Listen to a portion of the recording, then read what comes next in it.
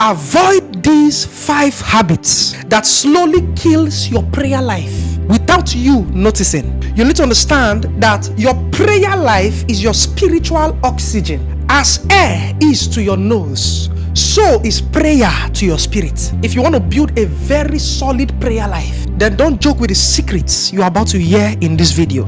And believe me, you don't want to skip this video for anything in this world. Please like this video, because when you do so, you are helping this video to spread to a greater number of people on this platform. Thank you very much. The first habit that slowly weakens or kills your prayer life is praying only when you are in trouble. Believers, you need to understand that there is a realm in God where you don't need a prayer point to sustain your prayer life. In the season where you have multiple prayer points, you are praying. In another season where you don't really have too much prayer points, you are still praying. Because you need to understand that in the realm of the spirit, there is what we call prayer bank. That is where you can store spiritual energy, because prayer can go to your future and wait for you. Praying only when you are in trouble is like a man that has made prayer his spare tire. You know, the spare tire of a car is only used when one of the car tire is in trouble. When you make prayer your lifestyle, you will discover that in the day where you need urgent intervention from the realm of the spirit, you will not be denied access, because you have built energy. Thank God for the mercy of God, that God does not reject those that come to him. But I want you to imagine somebody that only comes to you when the person is in need, when the person is in trouble. But imagine somebody else has built relationship with you. That person talks to you daily. The day that person is in trouble, that person may not really need to tell you. When you realize it, you turn up for the person. Are we together now? No wonder the Bible said in Luke chapter 18 verse 1, it said that Jesus told his disciples a parable to show them that they should always pray and not give up. Are you seeing what the Bible is saying? He said they should always pray and not give up. So whether you have a prayer point, spend time praying. Whether you don't have a prayer point, spend time praying. With or without a prayer point, have a prayer life. Because what is happening is that you are storing energy in the spirit. In the day where you need urgent intervention, all you will need to do is just to declare a word. You may not need to pray much that day. You just declare a word. Are we together now? Yes. And you notice that that word will begin to come to pass, because you have stored so much power in the spirit that the power you have stored will begin to follow your words. Are we together now? Yes. The second thing that slowly weakens your prayer life is called spiritual multitasking. This is where a believer is praying but doing other things. That believer is not focused in the prayer. It's called spiritual multitasking. Because you need to understand that a man can say he prayed for 6 hours, but if you check very well, if that man was not really focused in the prayer, in the spirit, maybe the man prayed for 30 minutes. Because one of the ingredients that makes prayer powerful is focus in the prayer. I know there are times where you can be scrolling through your phone and you're speaking in tongues. I know there are times where you can be cooking and speaking in tongues. I know there are times where you do prayer work, you are walking and speaking in tongues. I know those ones are valid, you understand? But what I'm talking about is that you need to have special moments in your life where you are not doing anything. You are just there, focused in the prayer. The Bible said in Matthew chapter 6 verse 6, it says, but when you pray, go into your inner room and close the door. Are you seeing what the Bible is saying? It says when you pray, go into your inner room and close the door. Now, the Bible was not just really talking about a physical door. What Jesus was saying prophetically was that when you pray, close the door of distraction. How did I know? Because the Bible said in 1 Timothy chapter 2 verse 8, I will therefore that men pray everywhere, lifting up holy hands without wrath or doubting. Are you seeing what the Bible is saying? It says that men should pray everywhere. Are you seeing? So it's not everywhere that has doors you can close.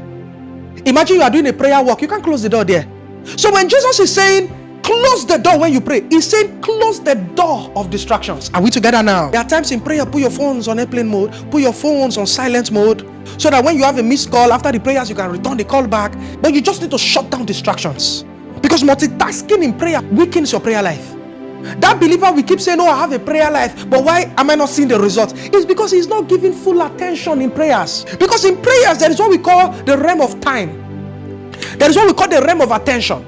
Many people know how to give God time, but not many people know how to give God attention. Some people can go into prayer room for 1 hour, but in that 1 hour, maybe they gave God attention only 10 minutes. It means in the realm of the spirit, it is 10 minutes they made progress. So it's not how long you spent in the prayer room, it is how long you paid attention in the prayer room. How do you pay attention? You keep that desire in your heart. Don't let the desire slip away. Keep that desire. What is the reason you went into the prayer room? Let that desire be in your heart. Don't slip away on that desire. When you notice that you are forgetting why you went to pray, when you notice that the desire is flying away, immediately you remember, bring it back. Be so focused in prayers that if your mind has to fly at all, It is that you are seeing a vision, not that your mind is wandering. Are we together now? Yes. The third habit that slowly kills the prayer life of a believer is inconsistency in the place of prayer. You need to understand, believers, that in the realm of prayer, there is what we call intensity.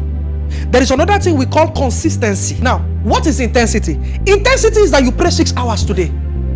You pray 6 hours, you are stretching for long. That's intensity. What is consistency? Consistency is that you are praying a particular time every day. Maybe you are doing 2 hours every day or 1 hour every day. Now that's consistency. Now you need to understand that consistency is stronger than intensity. What do I mean? A man that prays 2 hours every day or 1 hour every day does not miss a day.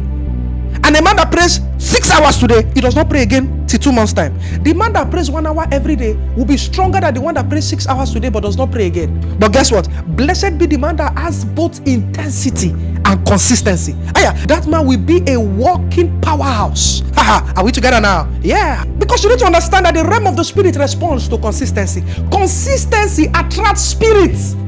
There is how somebody will steal today.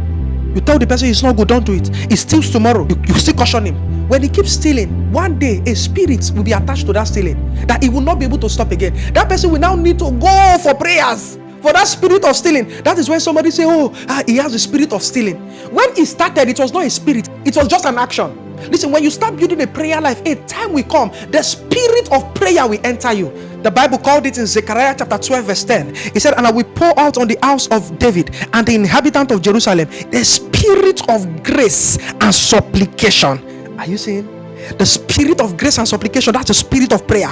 When you give yourself consistently to prayer, you don't miss it. A time will come, a spirit will be attached to it. At that point, you are no longer the one praying prayer. Prayer is not praying you. You now become an embodiment of prayer. And you need to understand that consistency in prayer is not a gift of the spirit. Consistency in prayer is a discipline. You have to set a time, set a structure. Don't do that, I will pray every day. Have a time, have a routine, make it a prayer routine. This was the culture of Daniel in Daniel chapter 6 verse 10. This was the culture of Jesus. Even the disciples had the culture. In Acts chapter 3 verse 1, the Bible said one day Peter and John were going up to the temple at the time of prayer at 3 in the afternoon. Are you seeing what the Bible is saying? It said they were going to prayer at the time of prayer, 3 o'clock in the afternoon. Meaning they had a time, they called prayer time. They had a time of prayer. So the way to build consistency is have a time. Don't say I will pray every day. What time every day will you pray? Are we together? Because consistency is not a gift of the spirit, it is a discipline. Are we together now? Yes. The fourth habit you need to avoid that slowly kills the prayer life of a believer is praying without expectation. Listen, believers, praying without expectation is you ignorantly training your mind to accept unanswered prayers as normal. I said it with every humility in my heart. Are we together? You need to understand that there are many people that if God does not answer their prayer, it has become normal to them. They just pray, God, if you answer, fine. If you don't answer, fine. It is not a good thing. That is what praying without expectation does. Listen, when you go to prayer, have an expectation in your heart. Go into prayer with a desire. Don't just pray and say, God, if you answer, fine. If you don't answer, fine. Have a desire. Don't go into prayers just like that. And let me just pray. Have an expectation. Mark 11:24. It says, therefore I say to you, whatsoever you desire when you pray, believe you shall receive them and you shall have them. Are you seeing what the Bible is saying? Whatsoever you desire when you pray. It did not say whatsoever you desire before prayer. It did not say whatsoever you desire after prayer. When you pray, meaning while prayer is going on, keep a desire. Are we together now? Because expectation is the mother of manifestation. Are we together? Yes. Praying without expectation silently kills your faith to the point that you no longer expect results whenever you pray.